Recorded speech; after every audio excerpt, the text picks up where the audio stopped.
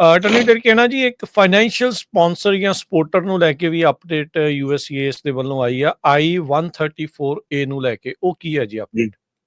ਸੋ ਜਿਹੜੇ ਲੋਕੀ ਕਈ ਵਾਰੀ ਤੁਸੀਂ ਸੁਣਿਆ ਹੋਣਾ ਕਿ ਮੈਂ ਵਿਜ਼ਿਟ ਕਰਨਾ, ਮੈਨੂੰ ਸਪਾਂਸਰ ਚਾਹੀਦਾ, ਠੀਕ ਹੈ। ਹਾਂਜੀ। ਤੇ ਉਹ 134A ਫਾਰਮ ਜਿਹੜਾ ਹੁੰਦਾ ਸੀਗਾ, ਫਾਈਨੈਂਸ਼ੀਅਲ ਸਪੋਰਟ ਦਾ ਜਿਹੜਾ ਫਾਰਮ ਹੁੰਦਾ ਸੀਗਾ, ਤੇ ਜਿਹੜਾ ਕੋਈ ਖਰਚਾ ਨਹੀਂ ਹੁੰਦਾ ਸੀਗਾ, ਜਾਂ ਕੋਈ ਕਹਿੰਦਾ ਸੀਗਾ ਕਿ ਮੇਰੇ ਘਰੇ ਆ ਕੇ ਰਹਿ ਸਕਦਾ, ਜਾਂ ਮੈਂ ਇਹਦੀ ਸਪੋਰਟ ਕਰੂੰਗਾ, ਫੰਡਿੰਗ ਕਰੂੰਗਾ, ਉਹ ਵਾਲਾ ਇਹ ਫਾਰਮ ਹੁੰਦਾ ਸੀਗਾ।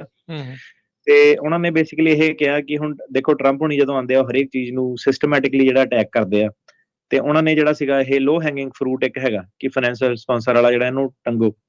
ਤੇ ਹੁਣ ਇਹ ਤੁਸੀਂ ਕਿਸੇ ਦਾ ਸਹਾਰਾ ਜਿਹੜਾ ਨਹੀਂ ਲੈ ਸਕਦੇ। ਇਹਨਾਂ ਨੇ ਕਿਹਾ ਕਿ ਜਦ ਤੱਕ ਆਪਾਂ ਸਾਰਾ ਪੇਰੋਲ ਦਾ ਪ੍ਰੋਸੈਸ ਵਗੈਰਾ, ਤੁਸੀਂ ਵੇਖਿਆ ਹੋਣਾ ਕਿ ਜਦੋਂ ਪੇਰੋਲ ਵਾਲਾ ਸਿਸਟਮ ਵੀ ਜਿਹੜਾ ਚੱਲਿਆ ਸੀਗਾ, ਤੇ ਉਹ ਕਹਿੰਦੇ ਸੀਗੇ ਕਈ ਦੇਸ਼ਾਂ ਦੇ ਵਾਸਤੇ ਕਿ ਤੁਹਾਨੂੰ ਫਾਈਨੈਂਸ਼ੀਅਲ ਸਪਾਂਸਰ ਜੇ ਇੱਥੇ ਅਮਰੀਕਾ ਦੇ ਵਿੱਚ ਚਾਹੀਦਾ ਹੁੰਦਾ ਪੈਰੋਲ ਦੇ ਵਿੱਚ, ਹਾਂ, ਪੈਰੋਲ ਕਰਨ ਦੇ ਵਾਸਤੇ। ਇੰਡੀਆ ਦੇ ਲਈ ਇਹ ਐਪਲੀਕੇਬਲ ਨਹੀਂ ਸੀਗੇ ਪੈਰੋਲ ਕਈ, ਤੇ ਉਹ ਕਾਫੀ ਜਿਹੜੀ ਨਿਊਜ਼ ਸੀਗੀ ਸੋਸ਼ਲ ਮੀਡੀਆ ਤੇ ਵੀ ਵਾਇਰਲ ਹੋਈਆਂ ਸੀਗੀਆਂ ਕਿ ਹੁਣੇ ਕੋਈ ਤੁਹਾਨੂੰ ਜੇ ਫਾਈਨੈਂਸ਼ੀਅਲ ਸਪਾਂਸਰ ਕਰਦਾ ਤੇ ਤੁਸੀਂ ਆ ਸਕਦੇ ਆ, ਇੱਕ ਬੰਦਾ 5 ਜਣਿਆਂ ਨੂੰ ਕਰ ਸਕਦਾ, ਏਦਾਂ ਦੀਆਂ ਅਫਵਾਹਾਂ ਜਿਹੜੀਆਂ ਸੀਗੀਆਂ। ਤੇ ਬਟ ਇਹ ਸੀਗਾ ਕਿ 134 ਜਿਹੜਾ ਫਾਰਮ ਹੈਗਾ, ਤੇ 134A ਇਹ ਫਾਈਨੈਂਸ਼ੀਅਲ ਸਪੋਰਟ ਲਈ ਜਿਹੜੇ ਯੂਜ਼ ਹੁੰਦੇ ਸੀਗੇ। ਤੇ ਇਹਨਾਂ ਨੇ ਬੇਸਿਕਲੀ ਇਹੀ ਕਿਹਾ ਕਿ ਜਿਹੜਾ I-134A ਫਾਰਮ ਹੈਗਾ, ਇਹਨੂੰ ਤੁਸੀਂ ਫਿਲਹਾਲ ਯੂਜ਼ ਨਹੀਂ ਕਰ ਸਕਦੇ। ਆਪਾਂ ਜਿਹੜੇ ਸਾਰੇ ਪੇਰੋਲ ਪ੍ਰੋਸੈਸ ਜਿੰਨੇ ਵੀ ਹੈਗੇ, ਉਹਨੂੰ ਕੈਟੇਗੋਰੀਕਲੀ ਜਿਹੜਾ ਸੀਗਾ ਉਹਨੂੰ ਵੈਲੂਏਟ ਜਿਹੜਾ ਕਰ ਰਹੇ ਆ।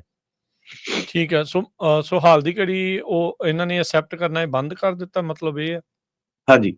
ਸੋ ਕਿਸੇ ਵੀ ਚੀਜ਼ ਦੇ ਵਿੱਚ ਨਹੀਂ, ਜਿਨ੍ਹਾਂ ਦੇ ਪੁਰਾਣੇ ਲੱਗੇ ਆ ਉਹਦੇ ਬਾਰੇ ਕੁਝ ਦੱਸਿਆ ਵੀ ਉਹ ਐਕਸੈਪਟ ਕੀਤੇ ਜਾਣਗੇ, ਜਾਂ ਉਹ ਵੀ ਉਹਨਾਂ ਨੇ ਰੱਦ ਕਰ ਦੇਣੇ ਆ? ਇਹ ਤਾਂ ਹੁਣ ਜਿਹੜਾ ਸਾਰਾ ਹੀ ਇਹਨਾਂ ਨੇ ਪੇਰੋਲ ਪ੍ਰੋਸੈਸ ਵਾਲਾ ਸਾਰਾ ਹੀ ਇਹਨਾਂ ਨੇ ਓਵਰਹਾਲ ਹੀ ਜਿਹੜਾ ਕਰਤਾ। ਆਈ ਡੋਂਟ ਥਿੰਕ ਸੋ ਉਹਨਾਂ ਨੇ ਕੋਈ ਪੇਰੋਲ ਦੇਣਾ। ਪਹਿਲੀ ਗੱਲ ਤਾਂ ਡਿਸਕ੍ਰਿਸ਼ਨਰੀ ਰਿਲੀਫ ਹੁੰਦੇ ਸੀਗੇ ਕਿ ਸਰਕਾਰਾਂ ਜਿਹੜੀਆਂ ਸਿੰਪਥੈਟਿਕ ਹੋ ਜਾਂਦੀਆਂ ਸੀਗੀਆਂ, ਠੀਕ ਹੈ, ਹਿਊਮੈਨਿਟੇਰੀਅਨ ਬੇਸਿਸ ਤੇ ਕਈਆਂ ਨੂੰ ਪੇਰੋਲ ਹੋ ਜਾਂਦਾ ਸੀਗਾ।